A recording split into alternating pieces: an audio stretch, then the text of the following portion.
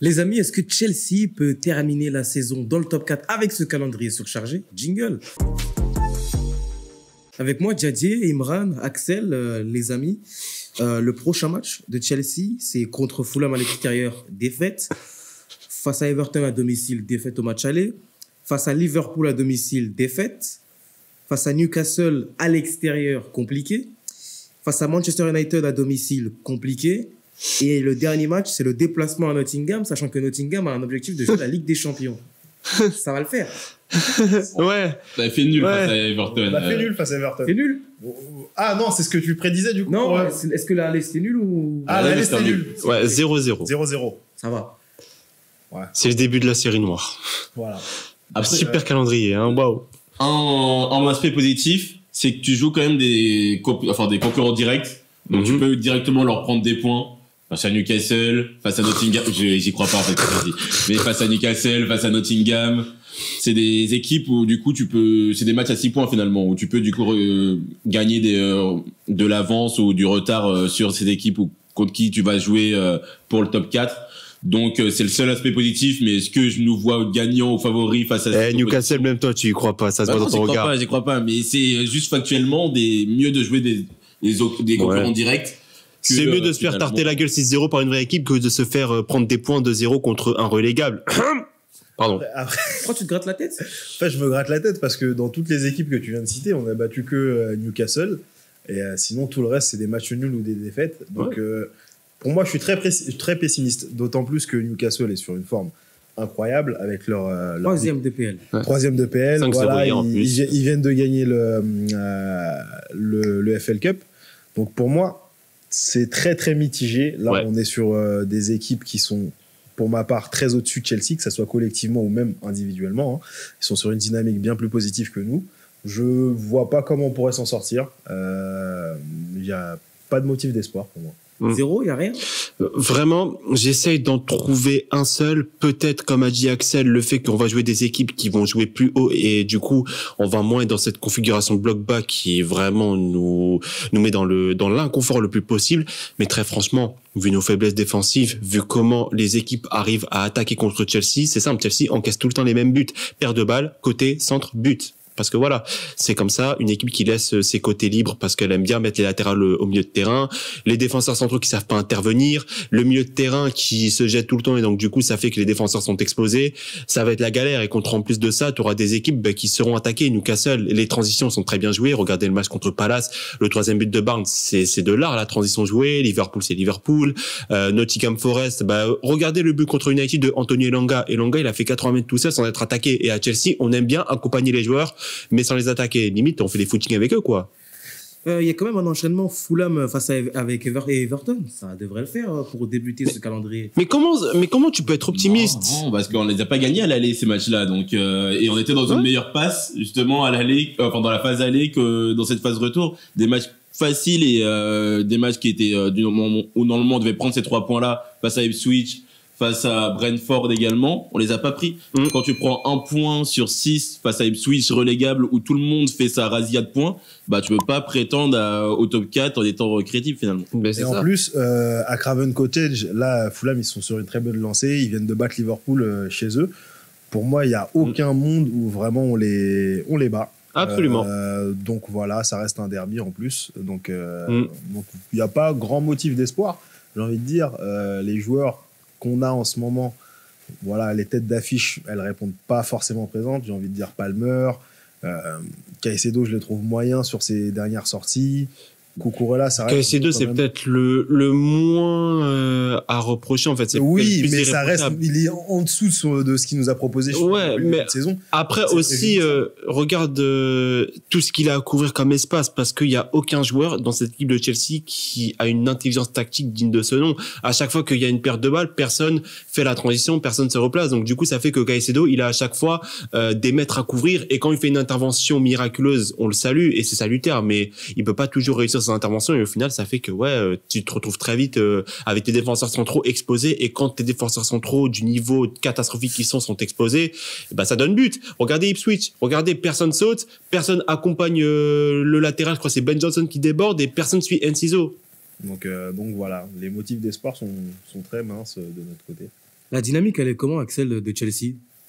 Bah, la dynamique, elle est assez mauvaise, pour être honnête. Finalement, on a eu un gros trou où on avait des blessures. On avait Palmer qui était out. On avait du coup Jackson qui était out aussi, Madueke. Et donc, t'avais des personnes qui te ramenaient un gros lot de buts qui étaient du coup sur le côté. Et on a su pour un moment du coup récolter des points dans des matchs face à Leicester, face à Southampton, qui sont les pires équipes limite de l'histoire de la PL. Mais dès que tu as réussi à avoir une opposition qui t'arrivait à un peu contrecarrer tes plans, bah t'avais pas les ressources et les éléments pour pouvoir du coup débloquer les situations. Et là, du coup, pour cette fin de saison, on parlait normalement de Ligue des Champions, top 5. Est-ce qu'on va réussir même à se requalifier en Conference League? Là, c'est cette question maintenant qu'on se pose, parce que là, tu perds face à Fulham. Fulham revient à 3 points de toi et ils sont dans une meilleure dynamique que toi. Donc, ouais, assez compliqué. Mais tu sais, Axel, tu soulignes un truc très important, c'est que les joueurs, durant la première partie de saison, ils ont joué un football en étant libérés. Parce qu'il n'y avait pas vraiment d'objectif. La Ligue des Champions, elle était encore très loin au mois de décembre. Là, j'ai l'impression que depuis le mois de mars, les joueurs prennent conscience de cet objectif, de la vitalité de se qualifier en Ligue des Champions. Il n'y a qu'à avoir le discours de Maresca qui a très franchement évolué entre le "We are not in the title race and the Ligue des Champions is important for the next season". Bah, English, voilà. Mais ouais, le changement de discours traduit aussi la prise de conscience que la Ligue des Champions est super importante, et donc forcément des jeunes joueurs comme ça les crispe. Et quand un jeune joueur ne joue pas dans un contexte où il n'est pas libéré, bah forcément que la pression déteint plus vite sur lui que sur un autre qui a déjà connu ce niveau de pression là. Donc oui, même contre un Leicester au mois de mars où tu devais prendre des points, où tu devais gagner, bah t'as bégayé et t'as gagné que 1-0 alors que mais tu vois là ce que tu dis, pour moi c'est la faute de Maresca aussi. Il aurait dû dès le début dire non, l'objectif c'est la qualification en Ligue des Champions. Et en fait, il l'a pas fait. Ça veut dire que il a fait un, je le oui, mais nous on a le droit de le dire, on n'est pas dans le vestiaire. Mais lui, voilà, il a pas assumé. Et en fait, tu mets tes joueurs dans un esprit tranquille, donc ils jouent libérés, etc. Sauf que quand t'es dans le money time, et bah là c'est un peu plus compliqué. D'un côté, oui, mais est-ce que au final la saison elle aurait été pareille si t'avais pas eu ce momentum où tu es libéré, où tu étais deuxième à un moment et où t'as pris la plupart de tes points à ce moment-là de la saison au final? C'est ça qui a créé le socle de la saison. C'est un peu infantiliser les joueurs, faut leur mettre la pression dès le début. T'es à Chelsea. Oui, mais dans un grand club, le problème c'est que tu peux pas dire l'objectif c'est de faire une bonne saison. Oui, mais tout le monde n'est pas tout le monde. Par exemple, tout le monde n'est pas le Barça, tout le monde n'est pas les jeunes joueurs qui arrivent à performer immédiatement. En fait, faut accompagner les joueurs humainement pour les mettre dans le meilleur contexte de confort possible pour qu'ils puissent performer. D'abord, t'amènes ça et ensuite après tu pourras amener les joueurs à un niveau de performance. Là aujourd'hui, on voit que presque tout a été fait à l'envers, le discours a été amené à l'envers. Ça t'a certes permis d'avoir le socle de points que tu as aujourd'hui et qui te permet d'espérer comptablement la Ligue des Champions, mais mentalement tu vois que tout a été mal fait parce qu'aujourd'hui les joueurs sont réellement crispés et ne sont peut-être pas mis au fait de vraiment l'enjeu de la saison et de l'enjeu d'être en Ligue des Champions pour le projet. On regarde en haut ou en bas? On regarde en bas là pour moi. On regarde en bas parce qu'il y a Aston Villa qui est juste derrière toi. À égalité. Même 2 points, c'est juste la différence de but. Oui, donc bon, ils restent derrière toi, mais tu sens le souffle sur la nuque. C'est un peu compliqué. C'est ça. Et moi, j'ai envie de dire, franchement, il y a que la Conference League qui pourrait nous sauver et nous permettre de jouer l'Europa League l'année prochaine. C'est un sauvetage la Conference League? Pas du tout. C'est le minimum syndical. C'est le minimum syndical. Ça permet de sauver et de jouer au moins la Ligue Europa, parce que même là, par le championnat, ça va être assez compliqué de l'avoir. T'as des équipes, du coup, qui vont te souffler dans la nuque et qui ont des meilleures dynamiques que toi et que tu vas jouer en plus. Donc, la Ligue, au départ, la Ligue Conférence, je regardais pas une seule minute de cette, de toute façon, c'est pas diffusé.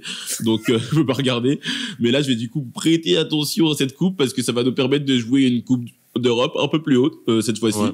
Donc, voilà. C'est ça, l'avenir de Chelsea. Exactement. Mais juste pour revenir sur le point des équipes qu'on va affronter, en fait, moi, je trouve ça hallucinant que des équipes comme Nottingham Forest, Fulham, y a qui devant Everton, Newcastle, et un meilleur fond de jeu que nous.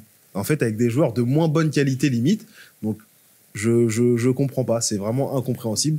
Tu regardes l'effectif de Nottingham Forest, je suis désolé.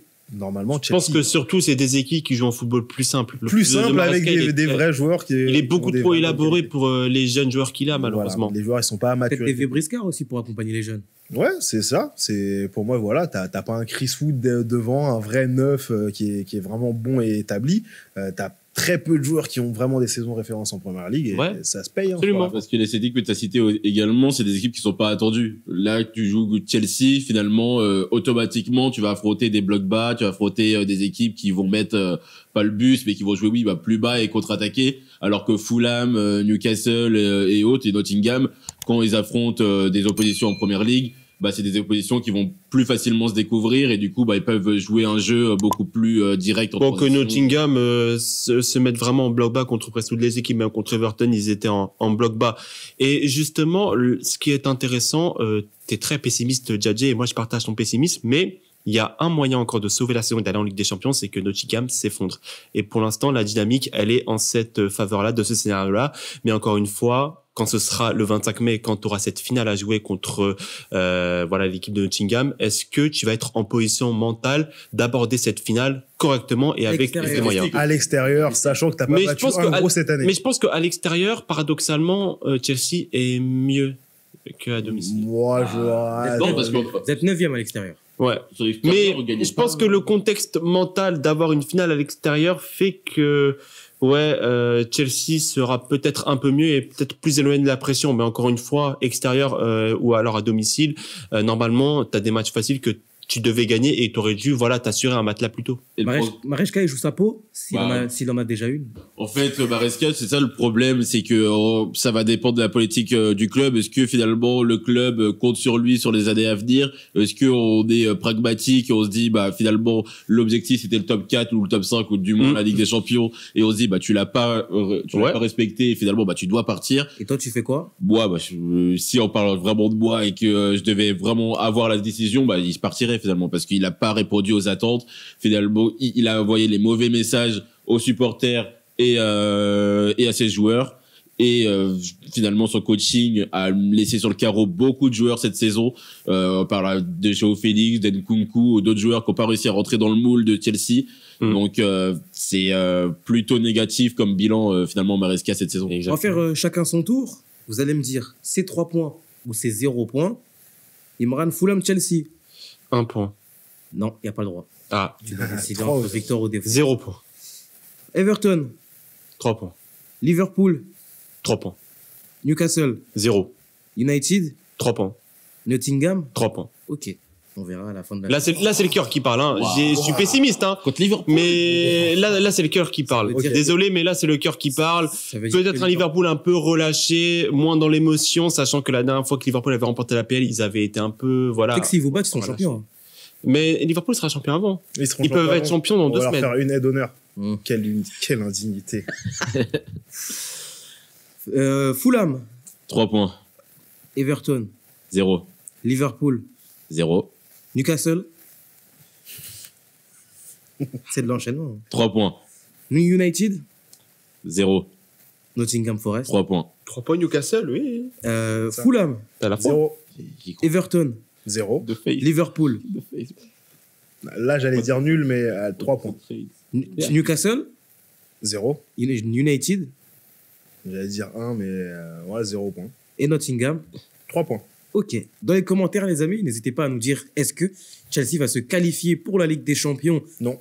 Oui ou non? À vous de voir. C'est vous qui décidez. Pitié. Partagez, commentez, likez, abonnez-vous et d'ici là, à la prochaine. Salut. Salut.